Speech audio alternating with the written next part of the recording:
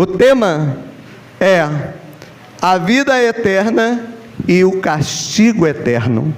Mateus 25, versículos 31 ao 46. Eu quero que os irmãos nos acompanhem aí na sua Bíblia. E podem ficar sentados, irmãos, que o texto é longo. Eu não quero deixar os irmãos aí cansados de estar em pé, né? Mas eu quero que os irmãos acompanhem atentamente a palavra contida nesse texto.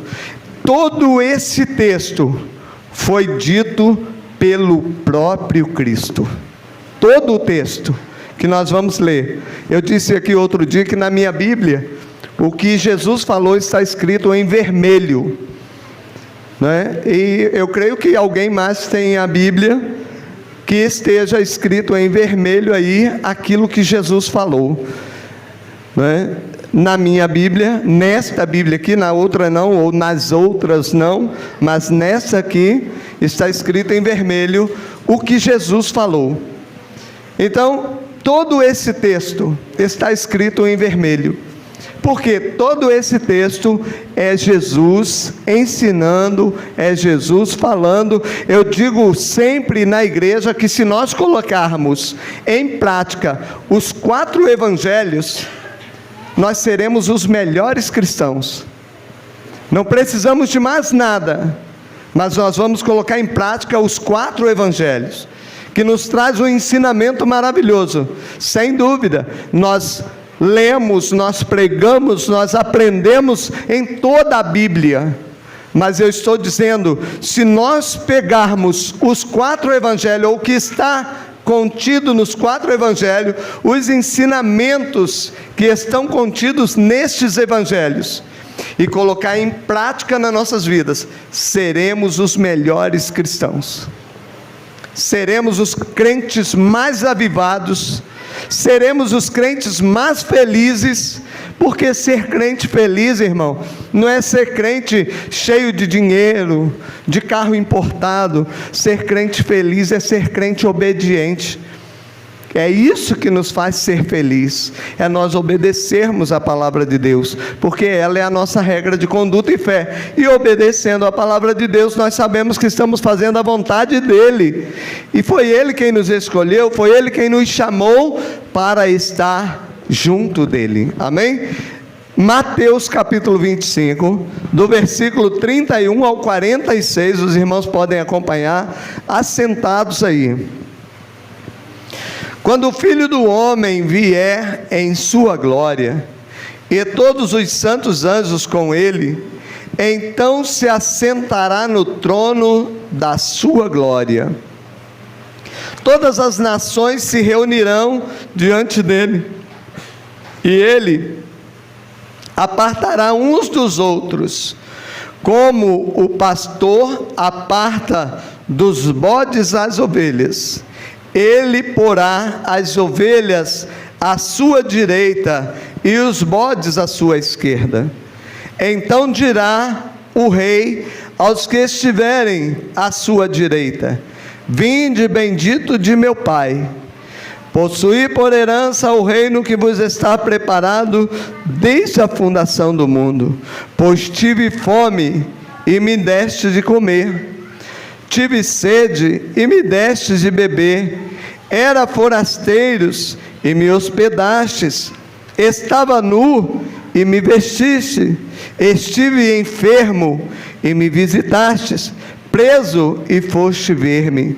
Então perguntarão os justos: Senhor, quando te vimos com fome e te demos de comer, ou com sede e te demos de beber? E quando te vimos forasteiro e te hospedamos, ou nu e te vestimos? E quando te vimos enfermo ou preso e fomos ver-te? Ao que lhes responderá o rei: em verdade vos digo que, quando o fizeres a um desses meus pequeninos irmãos, a mim o fizestes.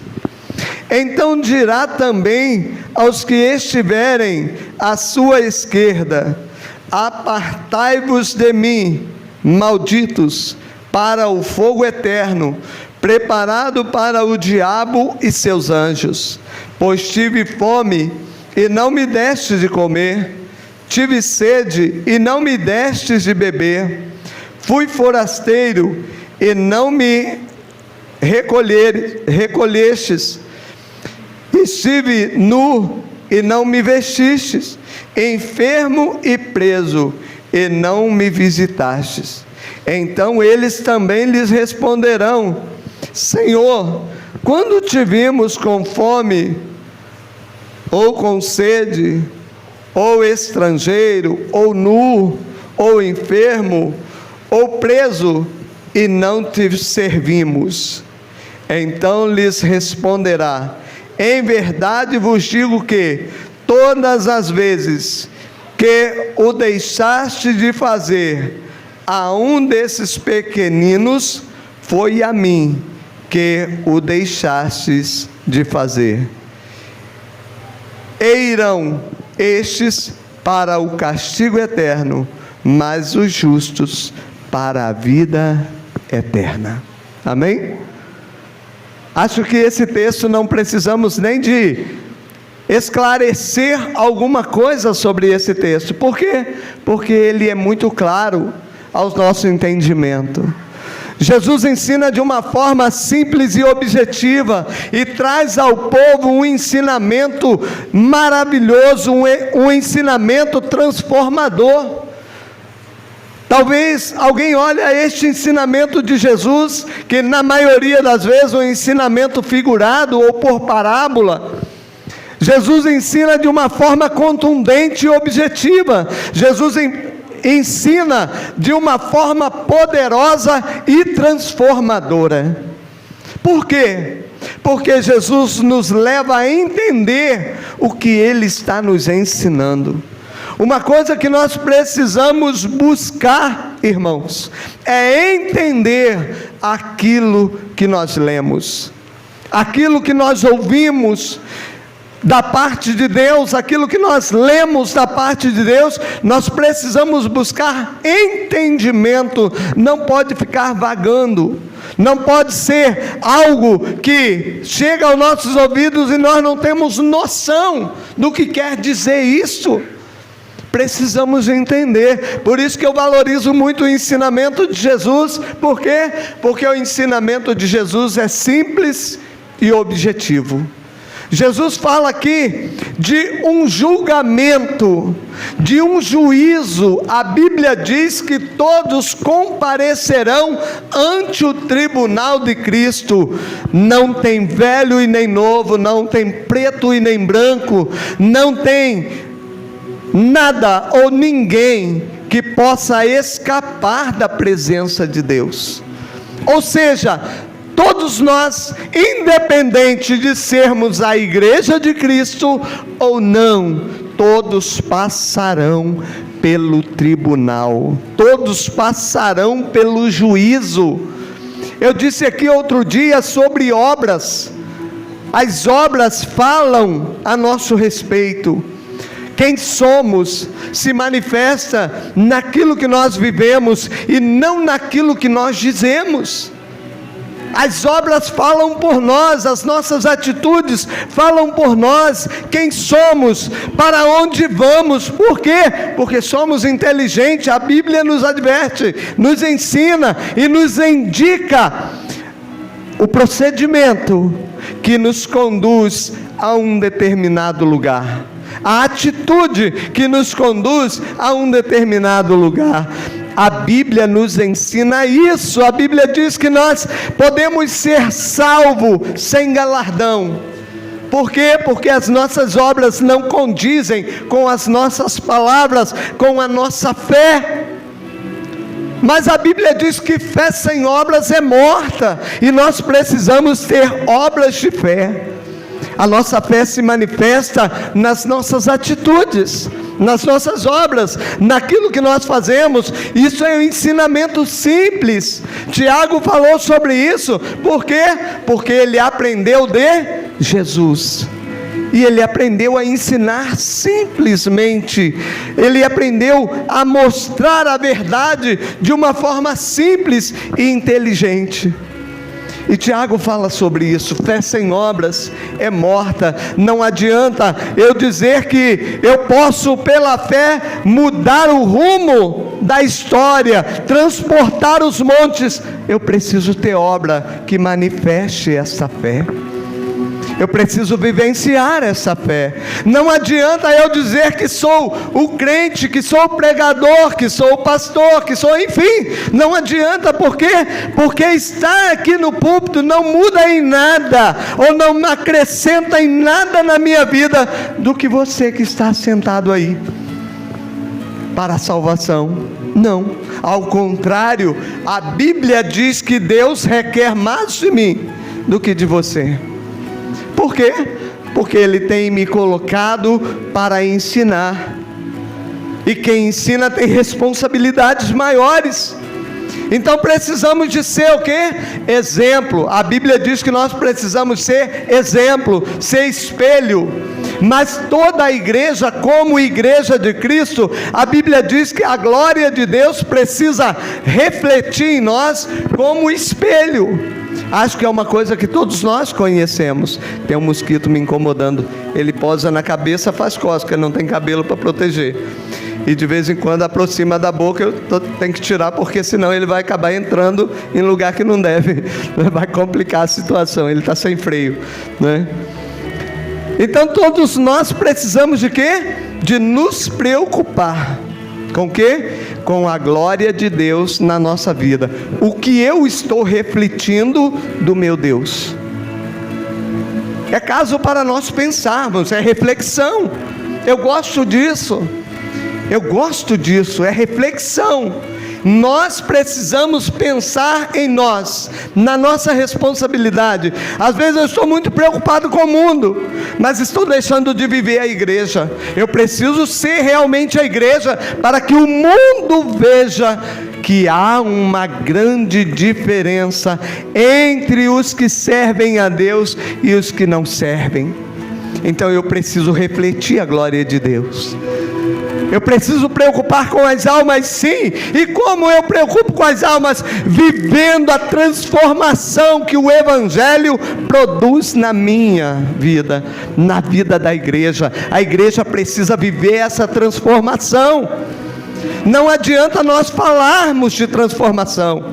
Eu fiz um comentário na revista, na lição passada, como eu costumo fazer em algumas lições. Quando leio, e eu fiz um comentário, eu escrevi alguma coisa, e nós precisamos ser o que nós dizemos, e ou a informação que nós passamos de quem somos é aquilo que nós fazemos. Os irmãos concordam com isso? Digamos que você vai procurar um trabalho, você leva um currículo, e se você colocar ali naquele currículo que você é irresponsável, que você não tem compromisso com o horário, que você não deve obediência a patrão, que você vai conseguir algum emprego? Não. Talvez muitos colocam até mentira no currículo. Às vezes ele é terrível, é irresponsável, e coloca um monte de mentira lá como se fosse muito eficiente. Só que não funciona. Quando ele chegar lá dentro do trabalho, ele é dispensado daqui a pouco. Por quê? Porque ele não tem compromisso. Mas o currículo era muito bom, mas não era verdadeiro. Irmãos, a igreja tem um currículo. Nós, a igreja, nós temos um currículo. Por quê? Porque somos o povo de Deus, e como povo de Deus devemos agir, como povo de Deus devemos ser, como povo de Deus devemos falar, como povo de Deus devemos vivenciar, ou viver a palavra. E esse texto fala de um juízo, esse texto fala de um julgamento, onde a Bíblia apresenta Jesus como rei, e as ovelhas como a igreja, e os bodes como os perdidos. Talvez a gente olhe assim e diz: poxa vida, mas que comparação ruim. Chamar o perdido de bode? Foi Jesus quem usou essa comparação. Uma certa feita eu estava pregando sobre isso e o irmão ignorou. Ele disse que eu estava o chamando de bode. Eu digo não. A Bíblia diz que bodes são os perdidos. As ovelhas são os salvos. Eu não estou chamando ninguém de bode. Jesus não chamou ninguém de bode. Simplesmente ele fez uma comparação. Assim como, olha irmãos, observem bem o que é uma comparação. Assim como os pastores separam as ovelhas dos bodes, assim Jesus também irá separar os salvos dos perdidos. É simples, é fácil de entender. Ele faz uma comparação, ou seja, será que a ovelha se mistura com bode, ou bode com a ovelha, que confunde a visão do pastor? Não, não confunde. A ovelha é completamente diferente, sua natureza é completamente diferente, a sua aparência é completamente diferente da do bode. E o pastor de ovelhas, digamos num rebanho onde tem ovelhas e cabritos, ele separa a ovelha do bode com muita facilidade. Por quê? Porque são instintos, são diferentes. E Jesus faz uma comparação, mostrando que a sua igreja não se mistura com o mundo, que os salvos não se misturam com os perdidos.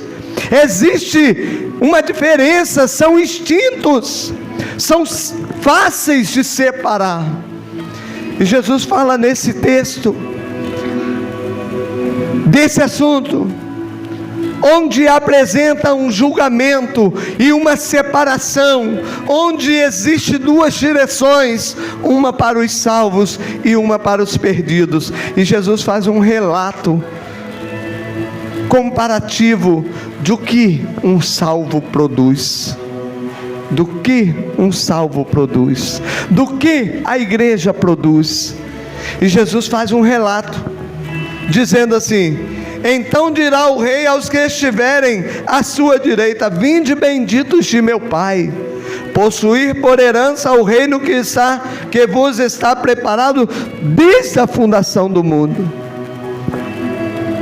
Mas aí ele começa a fazer, ele faz uma relação de atitudes que manifesta o salvo, que manifesta a ovelha, que manifesta a igreja, dizendo assim: pois tive fome e me deste de comer, tive sede e me deste de beber,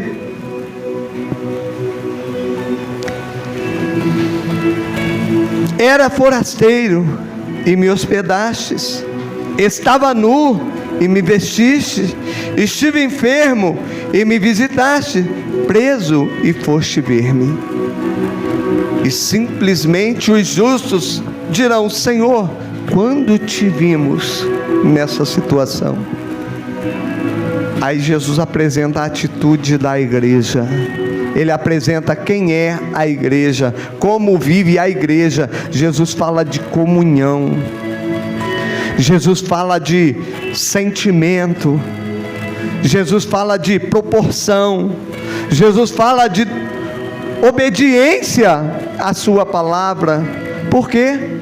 Porque ele diz que quando perguntaram ele acerca dos mandamentos, e qual era o maior mandamento, e ele responde e diz: semelhantemente, o segundo mandamento é amar o próximo como a ti mesmo. Aí Jesus ensina o que é amar o próximo como a si mesmo.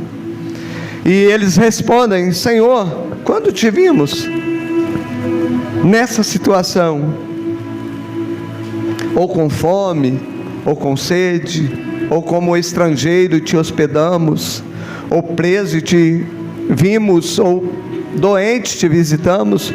Quando isso, Senhor?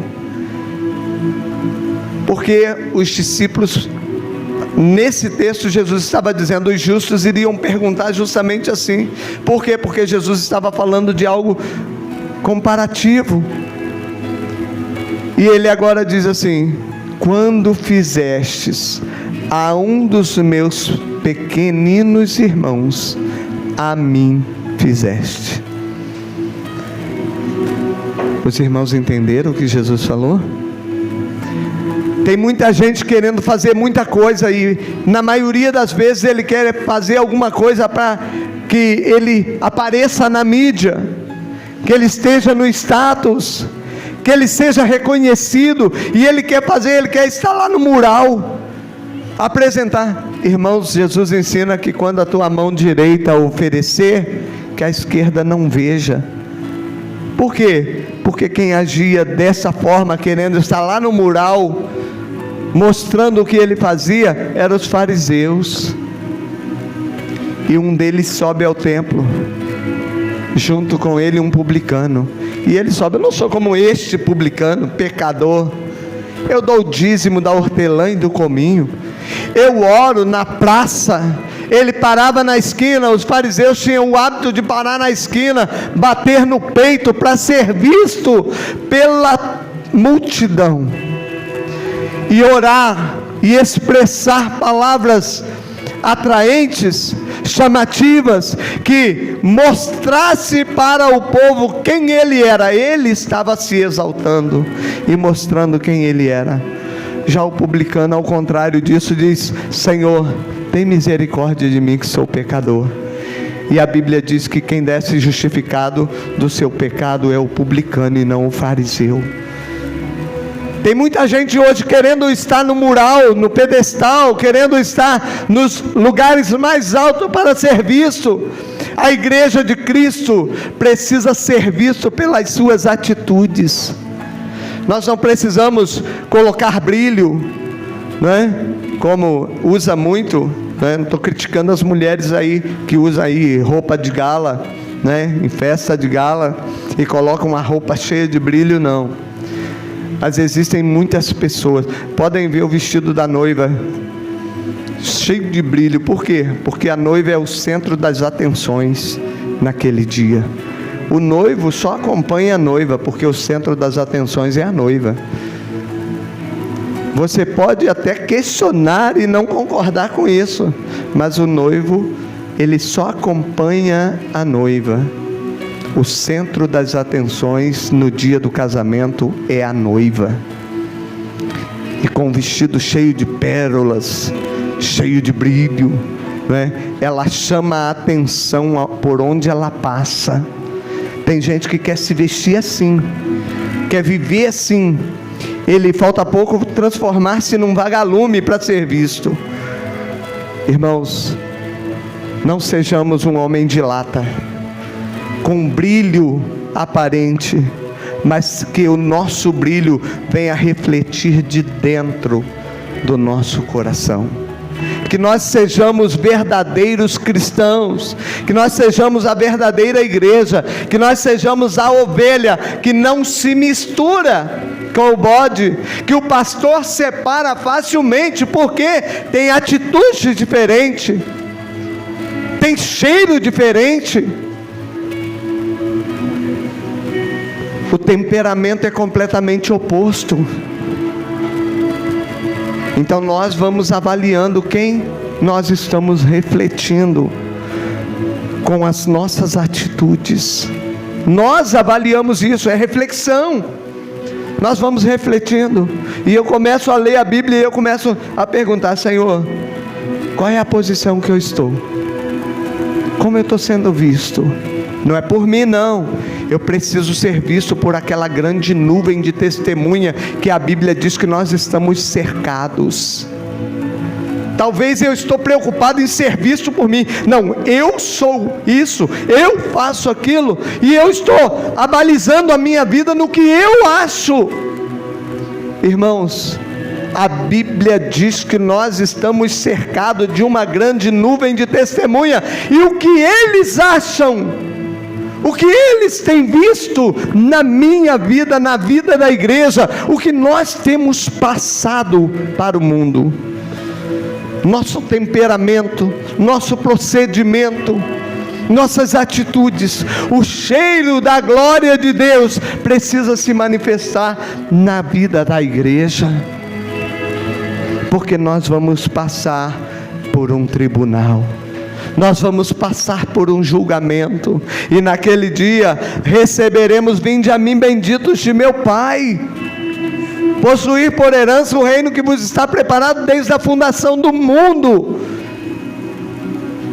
Jesus veio para cumprir as Escrituras, Jesus veio para nos dá o direito de nos achegarmos a Deus outra vez, pois estávamos separados de Deus, condenados por causa do pecado. Mas o lugar que Deus tem reservado para a sua igreja, para os seus, está preparado desde a fundação do mundo.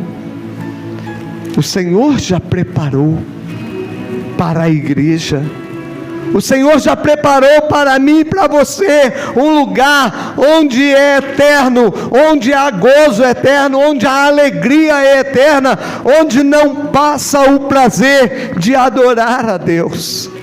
Às vezes, em 2 horas de tempo na igreja, nosso culto às vezes não leva a isso, 2 horas de tempo, nos preocupamos, nos enfadamos, nos cansamos de ficar esperando 2 horas.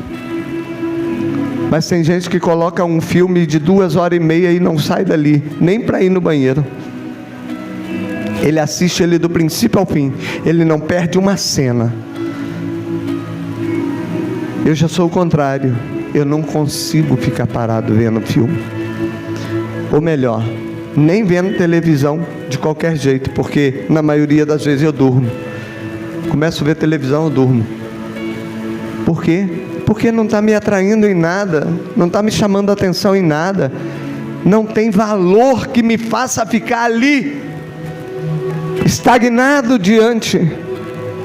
Mas para muitos, a televisão tem um valor muito grande, e ele para na frente da televisão, ele deveria de parar diante de Deus da mesma forma. Deveria. Por quê?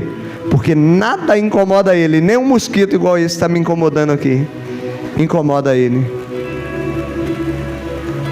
Mas quando nós estamos diante do Senhor, outras pessoas hoje já não estão nem lá mais na televisão, está no YouTube, e passa horas e horas no YouTube. Mas para passar 2 horas adorando a Deus, se torna enfadante e cansativo. Irmãos, vamos rever os valores, vamos olhar para dentro de nós e vamos ver o que nós estamos fazendo da nossa vida como igreja. É nós que estamos mudando, é nós que estamos transformando a nossa vida. A Bíblia transforma-nos como povo de Deus. Deixamos de ser perdido, deixamos de viver no pecado para viver para Deus. A Bíblia nos transforma, traz um novo entendimento, uma nova visão. Por quê? Porque nós temos um futuro maravilhoso, superior a tudo o que imaginávamos antes. Mas a Bíblia também diz nesse texto que Jesus dirá para aqueles que estiverem à esquerda. Tem muita gente que hoje, quando fala assim, partido da direita e partido da esquerda, ele fala: não fica na esquerda não, partido. Embora nós conhecendo aí acerca de política, ou sabendo acerca de política, nós estamos vendo aí o que partido da esquerda querem fazer. Mas isso aqui não é política não, irmãos. Jesus disse, ensinando, ele disse: mas para aqueles que estiverem à esquerda, ele vai dizer: apartai-vos de mim, malditos, para o fogo eterno, preparado para quem? Para o diabo e seus anjos. O inferno não foi preparado para o homem. O homem vai para o inferno porque preferem desobedecer a Deus. Mas o inferno foi preparado para o diabo e seus anjos, mas ao homem, a Bíblia diz que Deus não tem prazer na morte do ímpio, antes que todos se arrependam e sejam salvos. Então o projeto de Deus é grandioso para o ser humano, mas o ser humano despreza a palavra de Deus, o ser humano despreza a proposta de Deus, e Jesus dirá para os que estiverem à esquerda: apartai-vos de mim, malditos, para o fogo eterno, preparado para o diabo dos seus anjos. Porque tive fome, não me deste de comer, tive sede, não me deste de beber, fui forasteiro, não me acolheste, tive preso e doente, e não me visitastes. E eles dirão também: Senhor, quando te vimos assim? E o Senhor vai responder: quando não fizeram a um dos meus pequeninos, a mim não fizeram. Tem muita gente querendo fazer muita coisa para Deus. Eu quero fazer isso para Deus, eu quero fazer isso para Deus, e pisa no irmão que está do lado. Tem muita gente querendo fazer muita coisa para Deus, mas atropela qualquer um que passar na sua frente, desconsidera o que está do seu lado. Ame o teu irmão, porque se tu não ama o teu irmão a quem você vê, João escreveu, você não ama a Deus a quem você nunca viu. Ame o teu irmão, reconheça o teu irmão, faça dele um verdadeiro irmão. Como? Ignorando? Não, amando. Porque quando nós amamos, nós podemos ter pensamentos diferentes, nós podemos expressar muitas vezes diferente, e quando erramos na nossa expressão, na nossa atitude, somos capazes de reconhecer e nos humilhar e pedir perdão. Por quê? Porque nós amamos e queremos conviver, nós amamos e queremos ter comunhão, nós amamos e queremos estar junto. Imagino eu dizendo assim: eu te amo, meu irmão, mas prefiro você à distância. Que amor é esse? Eu te amo, meu irmão, mas não quero estar junto com você. Será que existe amor nisso? Não existe. Irmãos, vamos ser amigos. Vamos ser amigos. A palavra amigo, ela deriva de amor. E amor, Jesus disse: ame o teu inimigo. Jesus não ensinou a amar o amigo. Ele disse: que recompensa tem nisso? Eu amar quem me trata bem, quem me oferece presente, quem está sempre sorrindo, é fácil de amar.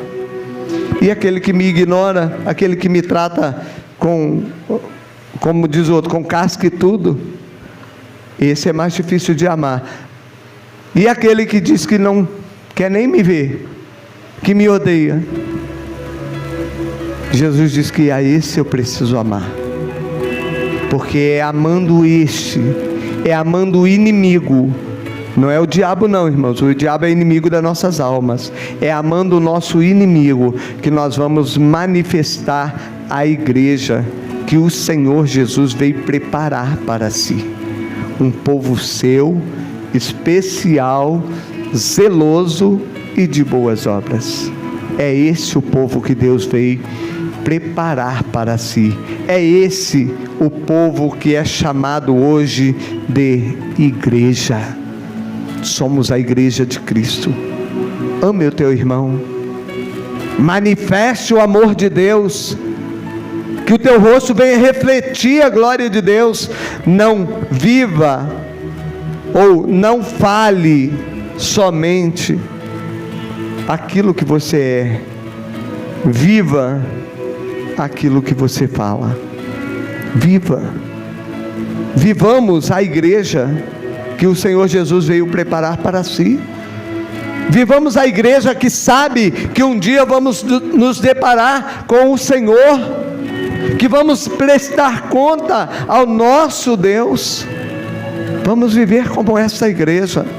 Não vamos viver como se não tivéssemos que passar diante de ninguém que fosse avaliar ou aprovar ou reprovar as nossas atitudes. Vamos lembrar todos os dias, em cada amanhecer, vou me deparar com um Senhor que me conhece por dentro e por fora, e quem vai me julgar é Ele. Quem vai me julgar é Ele. Tem muita gente que diz assim: eu sou assim, eu faço isso, eu faço aquilo, porque Jesus disse que não podemos julgar um ao outro. Eu faço do meu jeito. Não podemos julgar um ao outro, mas temos um que está acima de todos nós, que nos conhece por dentro e por fora, e Ele vai nos julgar.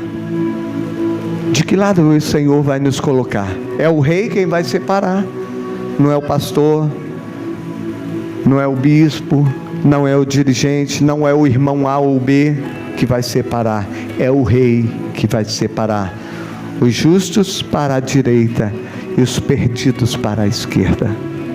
De que lado nós vamos ficar? Precisamos ter consciência disso e ter certeza de que o nosso lugar à direita está reservado, garantido. Somos a igreja de Cristo. Amém? Glória a Deus. Que o Espírito Santo continue falando aos nossos corações e que nós possamos viver consciente, convicto de que o nosso lugar está garantido à direita do Rei. Amém?